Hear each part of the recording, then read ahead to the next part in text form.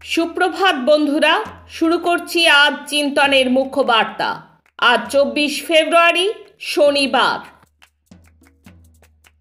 এখন চোখ রাখবো আন্তর্জাতিক খবরে। রেল ধর্মঘটে স্তব্ধ আর্জেন্টিনা। মজুরি বৃদ্ধির দাবিতে আন্দোলনে স্বাস্থ্য ও শিক্ষাকর্মীরাও। ভারত মহাসাগরের নিরাপত্তা নিয়ে উদ্বেগ, তার মাঝেই মালদ্বীপে আবার জাহাজ পাঠালো চীন, বলল সমুদ্র গবেষণার কথা।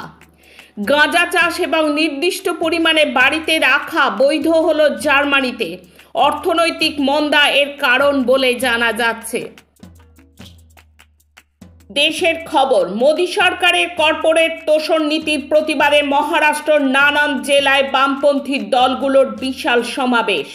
দেশের সংবিধান চ্যালেঞ্জের মুখে একে রক্ষা করার দায়িত্ব নিতে হবে বললেন সিপিআইএম পলিট ব্যুরো নেত্রী বৃন্দা কারাত। দেশকে বিকল্প পথ দেখাচ্ছে কেরালার বামপন্থী সরকার। মহিলাদের আর্থিক স্বাধীনতা দেশের বিকাশের পক্ষে সবথেকে গুরুত্বপূর্ণ বললেন মুখ্যমন্ত্রী বিজয়ন। বেতনে সমতা আনতে উদ্যোগী কেরালার সরকার। ত্রিপুরার বিখ্যাত ডমরু জলাশয় বেসরকারি হাতে দেবার উদ্যোগ নিল ত্রিপুরার বিজেপি সরকার। প্রতিবাদে গর্জে উঠল আগরতলা। মিছিল তফসিলি জাতি সমিতি, গণমুক্তি পরিষদ ও মৎস্যজীবী সংগঠনগুলির। অন্যদিকে প্রকল্প কর্মীদের বিভিন্ন দাবি নিয়ে ত্রিপুরা জুড়ে আন্দোলনে শ্রমজীবী নারী সমন্বয় কমিটি। সংযুক্ত কিষাণ মোর্চার নেতৃত্বে দেশ জুড়ে তুমুল কৃষক বিক্ষোভ। নিহত তরুণ কৃষকের পরিবারকে 1 কোটি টাকা আর্থিক সহায়তার ঘোষণা মুখ্যমন্ত্রী মানের। ক্ষতিপূরণ নিতে অস্বীকার করল শুভকরণের পরিবার। আন্দোলনকারী কৃষকদের সম্পত্তি বাজেয়াপ্ত করা শুরু করল হরিয়ানা সরকার। রাজ্যের খবর, সন্দেশখালী কাণ্ডে রাজ্য সরকারের ন্যক্কারজনক ভূমিকার প্রতিবাদে এবং নিরাপদ সর্দারের মুক্তি চেয়ে কলকাতার রাজপথ কাঁপিয়ে মিছিল ছাত্র যুব মহিলা সংগঠনের।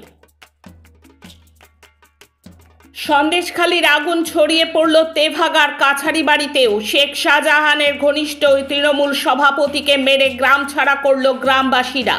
শাহজাহানকে ধরতে না পারলেও 5 গ্রামবাসীকে গ্রেপ্তার করল পুলিশ। প্রতিবাদী মহিলার পায়ের ওপর দিয়ে চলে গেল পুলিশের গাড়ি। খেলার খবর, ভারতের 313তম ক্রিকেটার হিসেবে টেস্ট ক্রিকেটে অভিষেক হয়েছে আকাশদীপের। 200 কিলোমিটার পথ হাঁটতে ক্রিকেটার আকাশকে অতিক্রম করতে হয়েছে 2929 কিলোমিটার।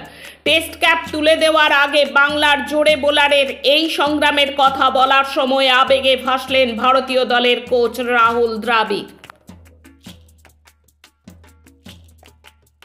চীন দরজা বন্ধ করতেই সুযোগ লুফে নিল আমেরিকা। আগামী মার্চে চীনে 2টি প্রীতি ম্যাচ খেলার কথা ছিল আর্জেন্টিনার, কিন্তু ইন্টার মায়ামির হংকং সফরে মেসি মাঠে না নামায় আর্জেন্টিনার ম্যাচ আয়োজনের দায়িত্ব ফিরিয়ে দেয় চীন। নমস্কার।